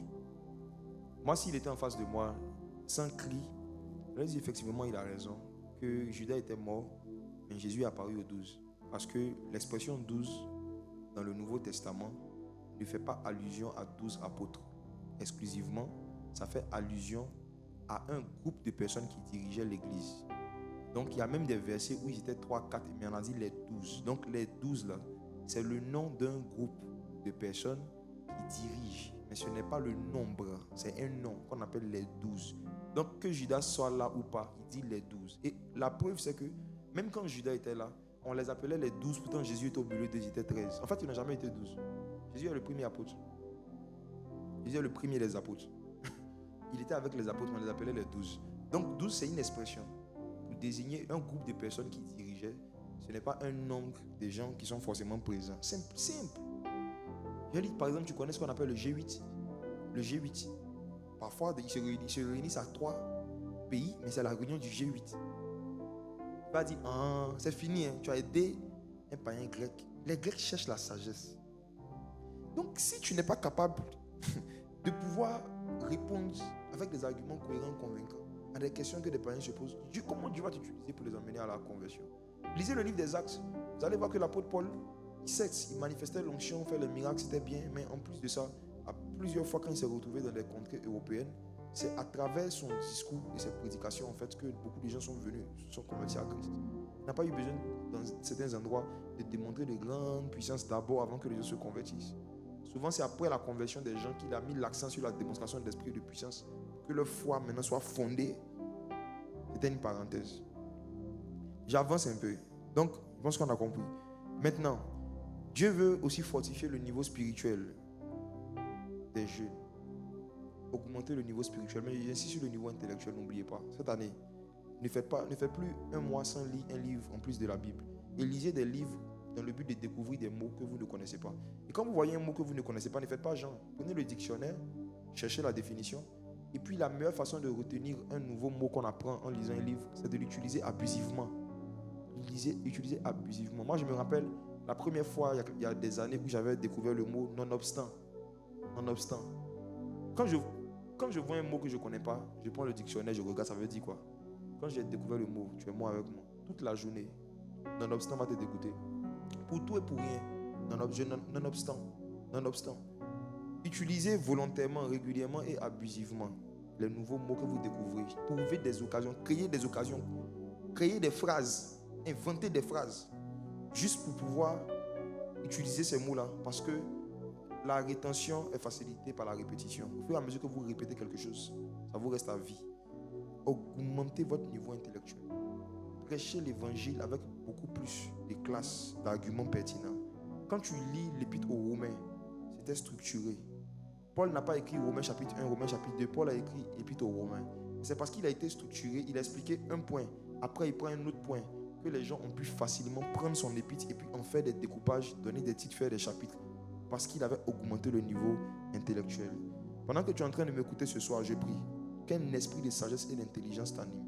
Je prie que tu termines cette année 2025 avec une dose nouvelle d'un esprit de sagesse. Qu'un désir de t'instruire, qu'un désir d'avoir un grand savoir vienne sur toi. Mes frères et sœurs, c'est Dieu qui crée en nous le vouloir et le faire, selon son bon plaisir. Ce genre de message a pour but de vous communiquer un désir spirituel, de vous communiquer une envie spirituelle, de devenir beaucoup plus instruit que ce que vous êtes jusqu'à aujourd'hui, de devenir beaucoup plus pertinent, beaucoup plus structuré que ce que vous êtes aujourd'hui. Pendant que tu es en train de m'écouter, quelque chose est en train de rentrer en toi. Pendant que tu es en train de m'écouter, Dieu est en train d'activer en toi le désir de te mettre sur la liste des hommes et des femmes qu'il va utiliser pour marcher sur les serpents, sur les scorpions, sur toute la puissance de l'ennemi. Il y a ceux qui vont marcher sur les serpents en chassant les démons des corps. Il y a ceux qui vont marcher sur les serpents par des arguments venus du ciel, par de la cohérence surnaturelle. Il y a ceux et celles en fait qui seront tellement cohérents par l'esprit de sagesse et d'intelligence que les païens n'auront de choix que soit de se convertir, soit de les fuir. Certains parmi vous, Dieu va vous rendre tellement perspicace. Quand vous serez en train de défendre l'évangile, quand vous serez en train de démontrer que Jésus est le Christ, quand vous serez en train de démontrer qu'en dehors du Saint-Esprit, il n'y a pas d'autre ami, quand vous serez en train de démontrer qu'en dehors de la puissance du royaume des cieux, il n'y a pas de vraie puissance, vous serez tellement pertinent. Dieu va vous rendre en 2026 tellement cohérent que les gens n'auront pas d'autre choix que soit ils se convertissent, soit ils vous fuient. Étienne prêchait l'évangile. La Bible dit qu'arrivé un moment, Étienne a été tellement cohérent. Étienne a résumé toute l'histoire d'Israël. Depuis le temps d'Abraham jusqu'à arriver à Jésus, Étienne a résumé toute l'histoire. Il a fait un résumé excellent, parfait, un exposé cohérent de l'évangile. Au point où la Bible dit que ceux qui l'écoutaient ne supportaient plus l'esprit par lequel il parlait. Ils ne pouvaient plus supporter ce niveau de sagesse. Ils ne pouvaient plus supporter ce niveau de cohérence. Je sens dans mon esprit que Dieu est en train de ressusciter la génération d'Étienne. Des gens qui n'ont pas de titre, mais qui ont un grand savoir. Des gens qui n'ont pas de titre, mais qui ont un grand manteau. Étienne était juste un diacre. C'était un petit titre, mais il avait un grand cerveau. Il avait une grande puissance. Il avait une grande autorité. Il avait une grande cohérence. Ne cherchez pas des titres, cherchez l'instruction. Ne cherchez pas des postes dans les églises, cherchez l'instruction. Ne cherchez pas à devenir grand par des postes. Cherchez à devenir grand par votre connaissance. Ne cherchez pas à devenir grand par les titres qu'on va vous donner. Cherchez à devenir grand parce que vous allez emmagasiner en termes d'informations. On se fortifie en esprit par l'accumulation d'informations. Je parlais avec un frère il y a quelque temps après que j'ai prêché sur la place des livres. Il m'a demandé j'ai lu combien de livres depuis que je me suis converti jusqu'à aujourd'hui. Je lui ai dit, si j'arrive à te donner un nombre, je serai un menteur. J'ai dit, je ne peux pas te dire. Parce que j'ai commencé avec un livre par mois en 2011. Sans compter les livres que je lisais depuis avant. Quand j'étais païen, avant, je lisais. Mais je dis, si je commence après ma conversion, quand j'ai compris la place des livres dans la croissance spirituelle, quand j'ai vu que Moïse allait jeûner 40 jours, Dieu lui a donné un livre. J'ai compris que peu importe le nombre de jours de jeûne que je vais faire dans ma vie, si ça ne m'a pas conduit vers un livre, j'ai fait un régime. Quand j'ai vu que Jésus, après avoir jeûné 40 jours, est rentré dans le temple pour aller chercher le livre d'Ésaïe, j'ai compris que tout jeûne qui ne me conduit pas vers les livres, ça ne vient pas de Dieu, c'est des régimes. Je jeûnais, je lisais. Et je lui ai dit, j'ai commencé par un livre par mois. Après, c'est monté à 2. Il y a des mois où ça a été 7. Quand j'étais célibataire. Célibataire, vous êtes disponible parce que vous faites. À l'époque, nous, on n'avait pas les réseaux sociaux. Ça nous a aidés. Quand on n'est pas à l'école, on n'est pas en train de causer avec des frères et soeurs, on est en train de les instruire. Je lui ai dit, je ne peux pas te dire exactement au nombre d'aujourd'hui, combien de livres j'ai lus. Je lui ai dit que même sur l'année 2025, cette année, je suis à plus de 37 livres que j'ai lus. Je ne peux pas te dire, mais ce que je sais, c'est que Dieu, l'une des façons dont il procède aussi pour nous amener à emmagasiner et accumuler le maximum d'informations, c'est de ne plus compter. C'est comme dans la prière. Si tu veux dire dans la prière, il ne faut pas regarder le temps. Ne compte pas.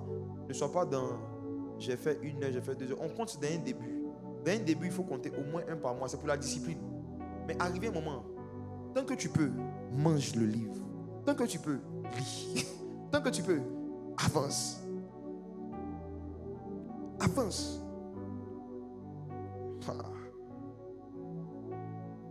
J'avance un peu.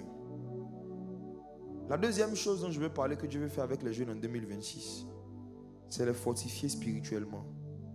On se fortifie spirituellement en cherchant à pratiquer davantage des vertus. Des vertus, ça veut dire c'est des bons comportements, des bons caractères que Christ lui-même manifeste. Mais la vertu des vertus que les jeunes en 2026 doivent avoir pour que Dieu les utilise plus qu'avant, c'est la soumission aux anciens. Je vais commencer à dire quelque chose qui va déranger les esprits rebelles, les cœurs rebelles, qui va déranger en fait la génération des je ne suis fils de personne à part Dieu. Je n'ai pour père que Dieu. Dieu est mon seul père. À tout à l'heure. 1 Pierre 5, verset 5. Même Jésus était fils de Dieu et fils de David. Même Jésus là, fils de Dieu, fils de David. On l'appelait le fils de David. Allons doucement. 1 Pierre 5, verset 5.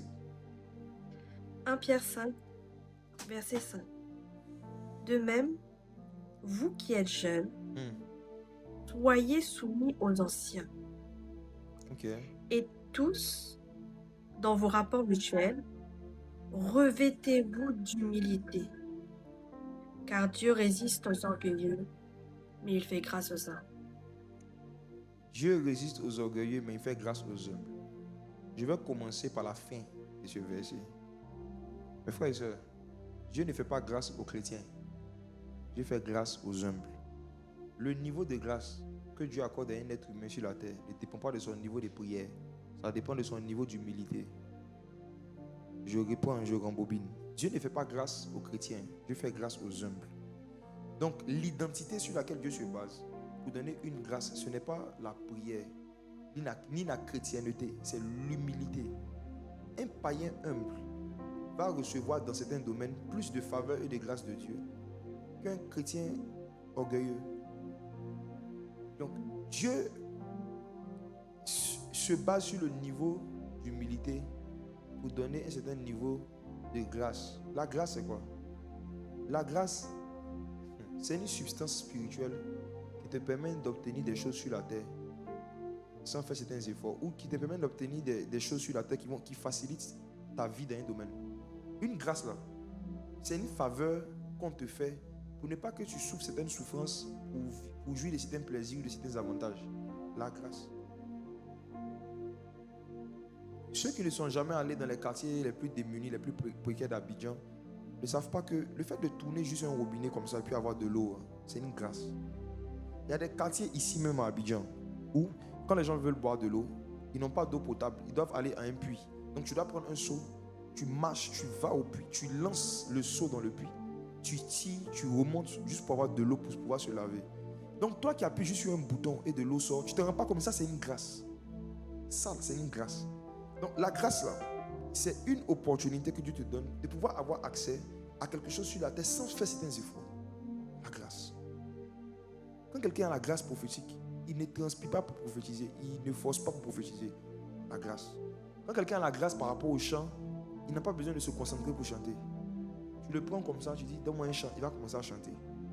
La grâce, c'est toute faveur, toute faculté que Dieu te donne, que tu arrives à faire, à produire des résultats dans un domaine, ou bien à avoir des choses qui vont faciliter la vie, sans faire beaucoup d'efforts. Maintenant, Dieu fait des grâces à qui? Aux humbles. Le verset est clair. Dieu fait grâce aux humbles. Pas aux prieurs, pas aux jeûneurs, aux humbles. Parce que même dans le domaine de la prière, dans 2 Chroniques, le chapitre 7, au verset 14, il dit: si mon peuple sur qui est invoqué mon nom s'humilie, prie. Vous avez vu que Dieu a mis s'humilie avant prie. Donc il y en a qui invoquent le nom du Seigneur, qui prient, qui cherchent sa face, mais c'est s'humilie, c'est ça qui les fatigue. C'est-à-dire que c'est la première partie du verset que beaucoup sautent. Donc Dieu a des méthodes pour tester notre niveau d'humilité, pour décider le niveau de grâce qui va nous pousser à manifester ou à transporter. Et sa première méthode, c'est de nous donner des anciens. 1 Pierre 5, verset 5. Jeunes gens, soyez soumis aux anciens. Je vous pose une question. Tous les jeunes qui n'ont pas d'église, comment ils pratiquent ce verset? Les jeunes qui n'ont pas de père spirituel, comment ils pratiquent ce verset?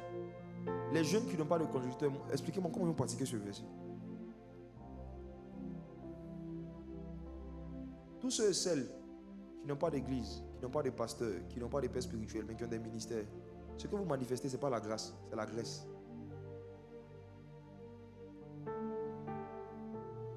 Je rembobine. Ceux qui n'ont pas de conducteur, qui n'ont pas d'anciens, qui n'ont pas de pasteur, qui n'ont pas de père spirituel, je parle des jeunes gens dont on parle. Là maintenant, on parle par rapport à l'âge. Qui n'ont pas d'anciens, ni de pasteur, ni de conducteur. Tout ce qu'ils font là, c'est la graisse. La graisse ressemble à la grâce. Même en termes de prononciation, mais aussi en termes de manifestation. La graisse ressemble à la grâce.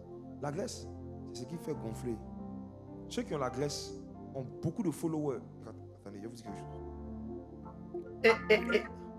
Quand la graisse vient d'un corps, la graisse augmente la taille du corps en termes de forme, augmente la forme.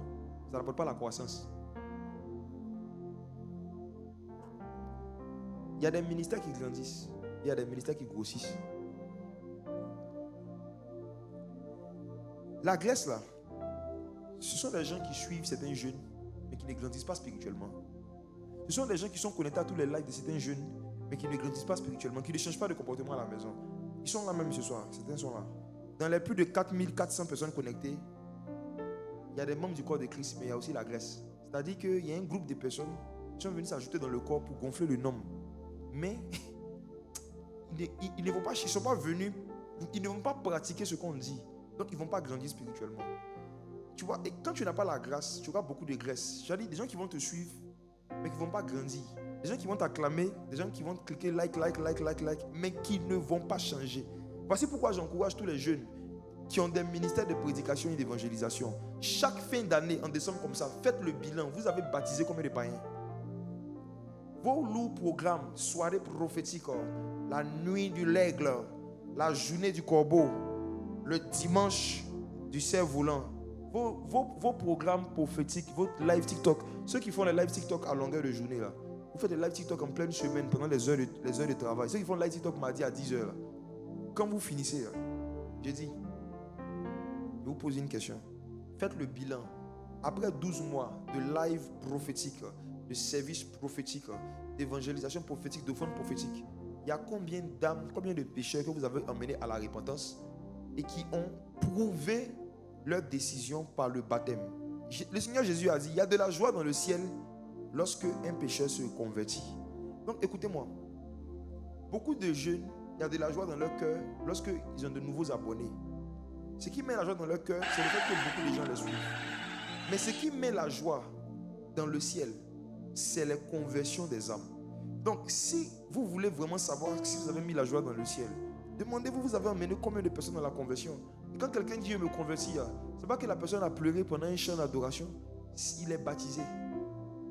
Ce qui montre, Jésus dit, celui qui croira, qui sera baptisé, sera sauvé.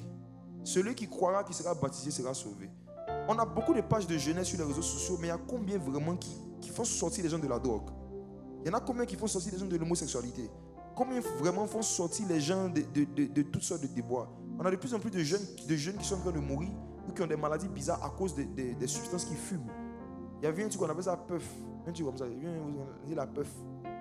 Satan est en train de créer chaque semaine, chaque mois, des nouveaux produits chimiques, des nouveaux produits toxiques pour que les jeunes qui sont en manque d'affection et de sensations puissent prendre et puis partir en enfer. Maintenant, il y a un autre groupe de jeunes qui prennent seulement plaisir au fait que j'ai fait un live, il y avait beaucoup de gens qui sont connectés, gloire à Dieu. J'ai fait un live, les gens ont pleuré. J'ai fait un concert d'adoration.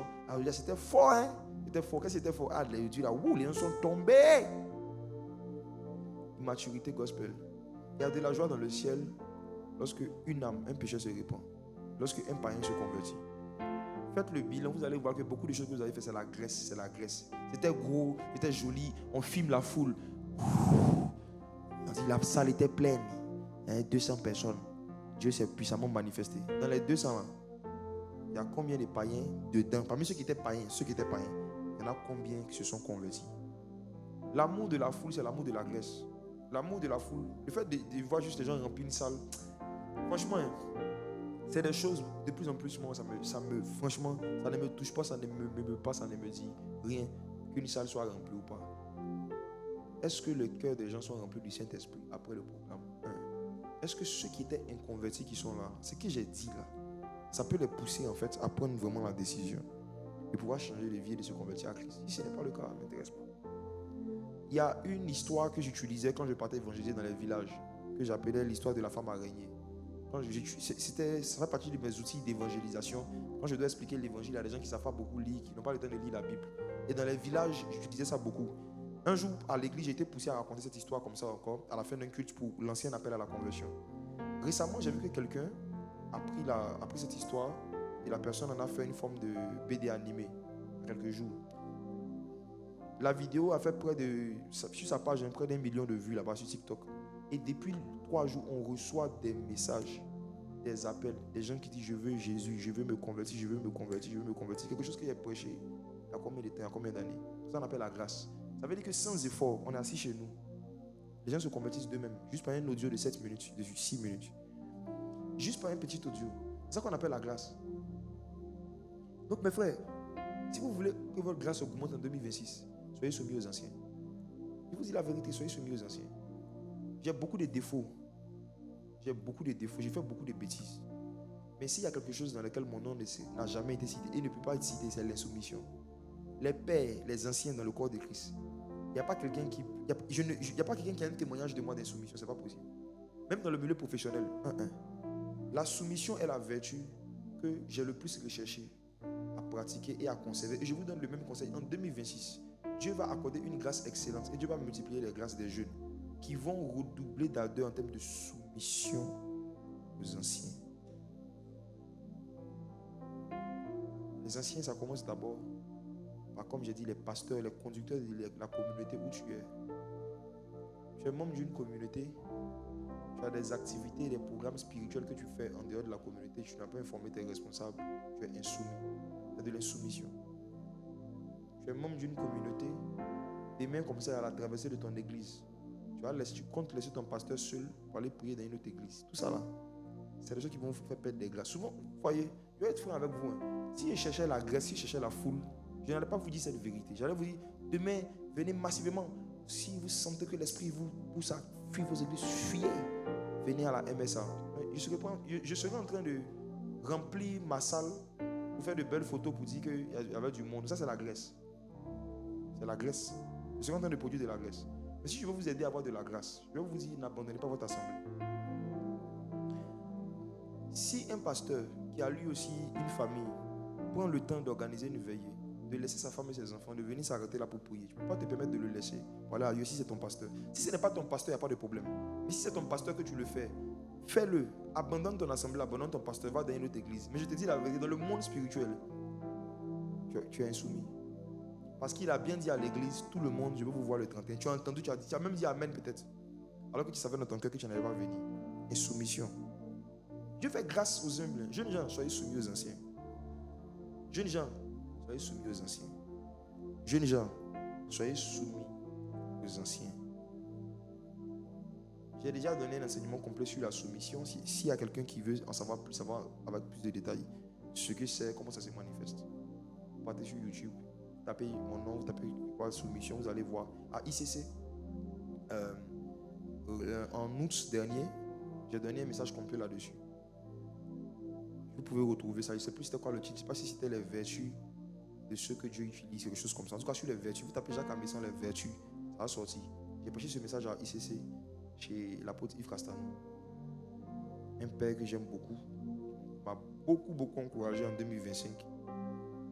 J'ai prêché sur ça et j'ai insisté là-dessus. Je ne peux pas vous dire autre chose. En fait, non. Si quelqu'un me demande, selon moi, la multiplicité des grâces que par la grâce de Dieu, on a au niveau de la MSA, c'est le fruit de quoi? Moi, je dis la soumission. Moi, je crois que c'est le fruit de ma soumission. Je dis que dans tout ce que j'ai fait là, c'est la soumission que je vois. L'explication que je regarde, je sais ce que la soumission peut produire. Je termine avec ce point. Le 24 janvier 2026, j'organiserai un camp sur les dons de guérison au Palais de la Culture Salle à Noumambo. Pour ceux qui n'avaient pas encore vu l'invitation ou l'info, je vous lance l'information. Palais de la Culture Salle à Noumambo, le 24 janvier, il y aura un camp. C'est gratuit, c'est ouvert. Ça sera aussi un moment de louange, d'adoration. Tout à l'heure, après, pas maintenant, je vais demander à la régie après de balancer la fiche. Vous allez voir les différents intervenants. C'est moi qui vais enseigner, mais j'ai invité certains frères et sœurs des chantres qui vont conduire le temps de louange et d'adoration. Je vais vous expliquer pourquoi est-ce que beaucoup de maladies ne se soumettent pas à vous quand vous priez pour les malades. Il y a un lien profond. En fait, le nombre de maladies qui vont se soumettre à toi dépend du nombre d'anciens qui t'es soumis. Je vais vous expliquer ça. Les maladies là, c'est des esprits d'insoumission. Les maladies, c'est des personnes insoumises. Donc, les maladies sont insoumises. Donc, une insoumise ne peut pas se soumettre à un insoumis. La facilité avec laquelle les démons vous seront soumis, la facilité avec laquelle certaines maladies dites incurables vous seront soumis. Surtout les maladies incurables, c'est les maladies insoumises. C'est des maladies qui ne se soumettent pas à la science. C'est des maladies qui ne se soumettent pas et qui n'obéissent pas en fait au principe des médicaments. Donc il y a un niveau de soumission que quelqu'un doit accumuler avant d'avoir une certaine autorité sur des maladies insoumises. Je vais vous expliquer ça lors du 24 janvier, lors du camp. Et comme vous le savez, quand par la grâce de Dieu on explique quelque chose, on fait aussi des démonstrations pratiques. Beaucoup de gens vont se rendre compte qu'il y avait des douleurs qu'ils avaient dans leur corps, des maladies qu'ils ont traitées pendant des années. C'était juste parce qu'ils n'avaient pas rencontré un chrétien qui était assez soumis pour pouvoir chasser la maladie. Jésus dit, dans Philippiens, Paul dit de Jésus, c'est parce qu'il s'est abaissé lui-même, il s'est soumis lui-même en étant obéissant jusqu'à la mort de la croix. C'est pourquoi Dieu l'a souverainement élevé et lui a donné le nom qui est au-dessus de tout nom, afin qu'au nom de Jésus, tout genou fléchit, afin qu'au nom de celui qui s'est soumis jusqu'à la mort, tout genou se soumette. Donc c'est parce que Jésus s'est soumis à un certain niveau que dans le monde des esprits, Jésus a atteint le plus haut niveau de soumission. Dans le monde des esprits, il n'y a aucun esprit qui ne peut pas se soumettre à lui. Donc si toi tu prononces le nom de Jésus alors que tu as un cœur insoumis, ça ne marche pas. Ça ne marche pas. Mes frères et sœurs, méditez beaucoup sur la soumission. Jeunes gens, soyez soumis aux anciens. Redéfinissez, réévaluez vos rapports. Et je vous donne un conseil. Si vous pouvez, allez voir vos responsables, vos pasteurs, puis vous leur demandez, est-ce que tu trouves que je suis soumis? Est-ce que tu trouves que je suis soumis? Faites semblant, posez la question. Quelque chose va se passer. Essayez de demander l'avis des responsables qui vous connaissent, quoi. Est-ce que tu trouves vraiment que je suis quelqu'un de soumis au niveau... Les soeurs aussi qui sont mariées, faites seulement de poser ça, la question à votre mari, vous allez voir un truc. Les fiancés, posez un peu la question aussi. À vos fiancés, on va voir un truc.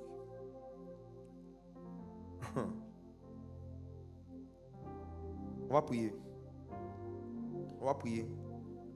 Après encore, je vais dire 2 ou 3 choses, on va se laisser. J'aimerais qu'on prie par rapport à tout ce qu'on a entendu. On a entendu beaucoup de choses, n'est-ce pas? Tu vas demander au Seigneur de préparer ton cœur à pouvoir te laisser utiliser par lui en 2026. Tu vas dire au Seigneur que tu veux qu'il fortifie, qu'il augmente ton niveau intellectuel. Tu vas dire au Seigneur que tu prends l'engagement. Tu vas surtout dire que tu prends l'engagement de t'instruire davantage, de te perfectionner, d'enrichir ton niveau de langue pour que le Saint-Esprit puisse passer par toi pour exprimer des pensées de façon très claire aux gens. Père éternel, je te dis merci pour ta grâce. Prions. Merci Saint-Esprit de Dieu pour ce live. Je prie pour chaque homme, chaque femme ici connectée. Je prie qu'un esprit de sagesse et de révélation leur soit communiqué. Cette année 2026 qui va commencer, qu'elle soit très différente de 2025. Que le niveau de divertissement, le niveau de temps, le temps qu'on accorde au divertissement, à la distraction, diminue. qu'on accorde plus de temps à l'instruction, qu'on accorde plus de temps à la connaissance. Que nous puissions, Père éternel Dieu, te glorifier. Que nous puissions, Père éternel Dieu, chercher à nous instruire, à grandir en sagesse, en statut et en grâce. Père éternel Dieu, je prie que tu fasses de nous des flambeaux, des vases qui brillent, qui transportent l'évangile et par qui les incroyants puissent voir briller la splendeur de l'évangile. Je prie que tu nous fortifies en esprit jusqu'au jour où on se présente devant la Côte d'Ivoire. De la même manière que la Bible dit que l'enfant croissait et se fortifiait en esprit jusqu'au jour où il se présenta devant Israël. Que tu fasses la même chose, Saint-Esprit de Dieu, pour tout enfant, tout jeune qui va écouter ce message, qui est en train d'écouter ce message, que tu mettes dans leur cœur le désir de croître et de se fortifier en esprit avant de paraître en public, avant de chercher à avoir un certain public, une certaine audience. Je prie que l'amour de se fortifier en esprit revienne. On se fortifie aussi en esprit par la prière, on se fortifie aussi en esprit par le jeûne, on se fortifie en esprit par la soumission. Je prie, Père éternel Dieu, que tu fasses de nous des personnes soumises à nos anciens, soumises à nos conducteurs, et que nous puissions être, Père éternel Dieu, des modèles de personnes qui brillent et qui explosent intellectuellement, spirituellement, que des milliers d'âmes encore se convertissent à toi sur l'année 2026. C'est au nom de Jésus que nous avons prié. Amen, amen, amen, amen, amen, amen. Alors, We are getting stronger. We are getting wiser. We are getting faster. Because He is here. We are getting stronger.